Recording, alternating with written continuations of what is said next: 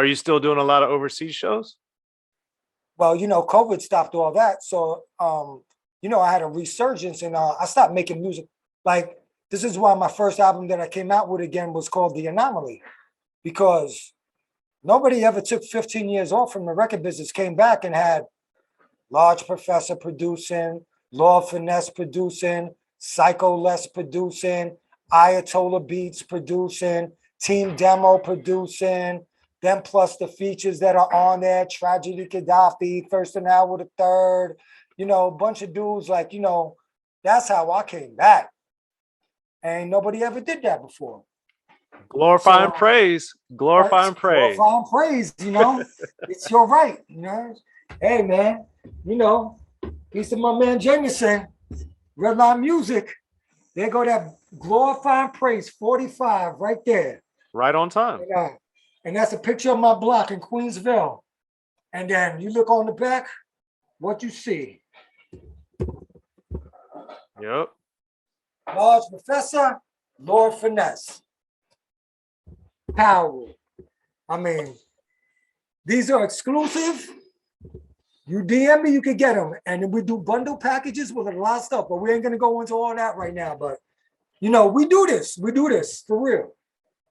Nah, and I think that's important because one thing I did a video a little while back was, and here's the link to it, but why we need to support the Ice-T's, the Powerules, the Nas's, Right. the Master Aces, the artists, the Danes who have been. Master Ace is ridiculous, by the way. I just got to say, like, there's very few MCs that I feel like have transitioned through decades and actually are even better, which that shouldn't be an aberration, because as we're more knowledgeable and we have more knowledge of ourselves, we should be able to be better artists. Master Ace is one of those guys that got it right. He's great. I agree wholeheartedly. I think he's one of the best rappers of all time and should be on. His longevity in the game and the way he rocks, where he conducts himself, everything. Now, he's phenomenal. He's phenomenal. And I got to say, from all the interviews that I've done over the past 5 years that I've been back, they kind of concur that it's the same thing with me, because I don't have those mental roadblocks I used to have before. And I used to have that other thing where, oh man, I signed a major record deal. I got this advance. It's time to party, y'all. And I didn't care about going to the studio when dudes like Q-Tip and Large and all of them, they stayed in the studio. You know, they might have went to the party a little bit, but they were working.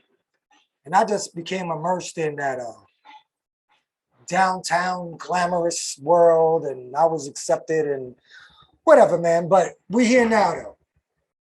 Well, I think too, tied directly into that, is that people, I think, often forget and misunderstand the fact that getting in the game is the next level, but it's harder to stay in than it is to get in. Like, to stay in and that consistency, that's the hard part. And speaking of Master Ace or the other people I mentioned in that video, like Ice-T, I mean, he's still putting out music. He's winning Grammys with Body Count, and he's still acting. Right. And he's been doing that since way before 6 a.m, since the early 80s. And absolutely. Dude, when I'm watching Ice-T and I see him on Law and Order, dude, and I'd be like, that's Ice-T. Law and Order is the longest running show in television history. And and Ice is still on there. I'm just like, yes, that's my dude. And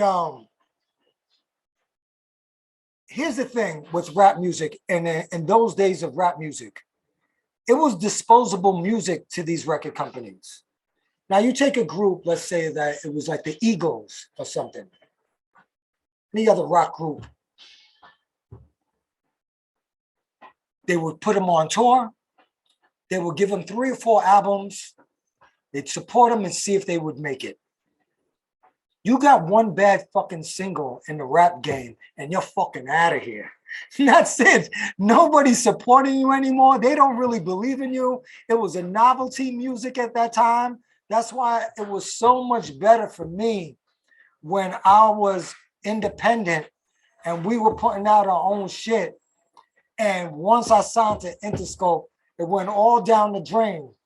But then it got better again when I started messing with these local independent record companies like Hydra, Dolo, Black Wax.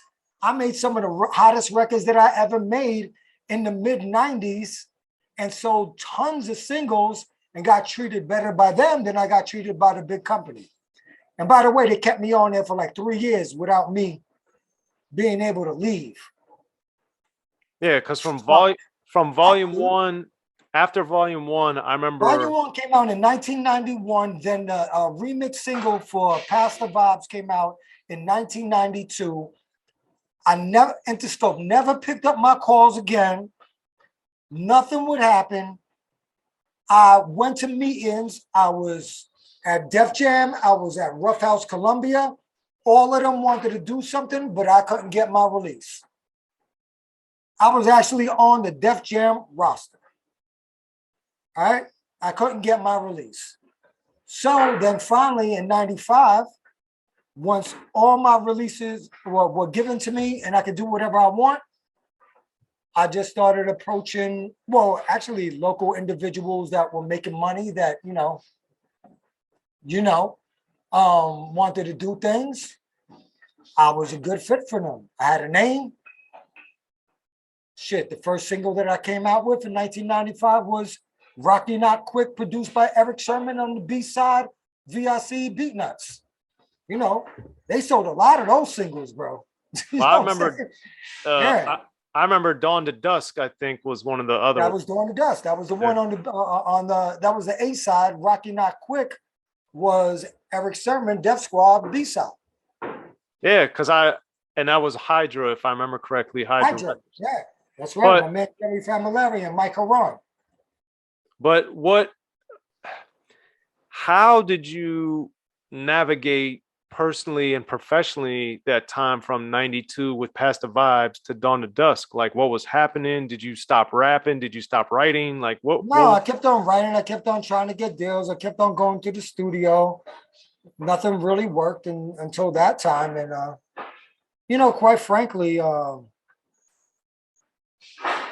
when you go from an elevated level of a certain amount of success and people are loving you till you feel like people kind of like ignoring you a little bit, I just found solace in other things, and it just really fucks with you mentally a lot, and but I was a popular guy in the party and stuff, and there are people around that wanted to hang out all the time, but it became a thing where you noticed that it was let's hang out, but we're not making music. I'm popular, I make music, but I don't want to make music. Let's go hang out at the party because I know you got the hookup, this and that, and whatever the environment that was around me was something that they wanted to be around. We just leave it at that. Yeah. Now, on volume one, before we get to Dawn to Dusk, you also had Bones Malone on there interviewing you throughout the album. Right. So that was and here we go, y'all. That's available too. CD, and I could get the wax too. That's volume 1, Interscope. My man Bones Malone interviews throughout the whole album. And we still got the insert. The insert is crazy. I remember we had 2 trailers that day just to take these pictures in the Lower East Side. And then, you had the Powerule going across, rest in peace to my man, Evil again. We was doing it on a big scale, but Bones Malone, that was like Bones used to hang out with us, CM Mob, Curious, all of us all the time. And I always liked his revolutionary vibe and his education. You know, I always aspired to be something like that at some point. He was already immersed in it. So he basically was the first incarnation of what my boy Sunya Zala is now to the Leftovers NYC project. We kept that alive. And have you achieved what you were looking for back then in that regard? Well, I definitely achieved, dude. The first time I got played on Kiss and BLS, I achieved. Well, Nobody no, thought I meant more like the revolutionary, the mindset, that type of Oh, stuff. now, yeah. With the new project with the Leftovers NYC, I'm exactly where I'm supposed to be. And the man that I want to be right now. And the things that I express now are the things that I wholeheartedly believe in. Back then it was a business, and you know, I didn't have that much clarity. But now I'm very clear and I know exactly what I want to do. And I'm going to keep on doing this just like all the jazz artists do it. And they get out there in the Blue Note and they 75 years old and they playing their tunes and people show up. They ain't no different from jazz than there is from hip hop. We're going to still be doing this. People used to be like, oh shit, retire at 30. Well, look what's going on right now. Jay-Z still might be the #1 rapper in the world and he's 50 plus. Nas is 50 plus. It don't stop. You know what I'm saying? And it's not going to stop. You know, good music is good music, and you're going to find like-minded people that are going to appreciate your good music. So, if you can figure out a way how to maintain yourself, you know, pay your bills and stuff like that, there's no reason why you shouldn't keep on doing it. Yeah. And like just looking at it, the people we mentioned, Jay-Z, Nas, we got Ice-T, we got LL Cool J. Forget about it. Yeah, they're all still making great music. Yeah. I mean, and how many dudes are just teetering on 50? They're in their fucking late 40s and everything and doing mad stuff. It's just like the passion to make music is not something that's going to be dictated by monetary success, not for me at least. The beautiful thing that the internet brings and streaming brings is that I can go in the house, do a song, put it out, and wherever it lands, it lands. And if I get 30, 40 people that say, yo, that shit was hot, it makes me feel good. Yeah. It's like me going to play pickup basketball. Shit, you killed it on the court today, son. Yeah, I sure did. Okay. It's the same thing. Some people play pickup basketball and they play in the league once a week. B, I could drop a song once a week if I want. I don't, but I can. Yeah. And also another one of the earlier independent singles you put out was the Rhymes to Bust, which had Mark Ronson. And that was early, I think, in his evolution and rise as a producer. I'm So pretty sure and I'm pretty clear Mark Ronson's first 3 songs that he ever had on wax were Rhymes to Bust, It's Your Right, and Heating Up, and they were all Powerule songs. Mark Ronson, I still consider him a friend. You know, people get very busy. They get on a different level. And I have no doubt that me and Mark run into each other. We're going to have a nice time talking, and I have ran into him. But I absolutely was one of the first believers in him, especially in hip hop. We hung out a lot, dude. I mean, all the time. Ridiculous. So I'm not going to get into all those stories because it doesn't matter. But Mark is my boy, and I definitely helped put him on. That's for sure. I don't think he would refute that I helped him get on. yeah. Now with Rhymes to Bust, I was interested on the production side because now that I've learned a lot more about your musical background, sampling the Another One Bites the Dust isn't as surprising, but sonically, coming off Dawn to Dusk and all these other songs that I knew prior, yeah, sonically it seemed a little, whoa, what's going on? Popish and everything. Puff so Daddy at the time. yeah. So what Here's the made thing. you want to do that at that time? Well, I wanted to do it because I grew up loving Queen. Another One Bites the Dust, and that was a very black record at that time. They used to rock that. Matter of fact, "We Will Rock You" by Queen was the first song, one of the first songs that I heard from a rock group being played in block parties and basement parties. So Queen was always there down with us.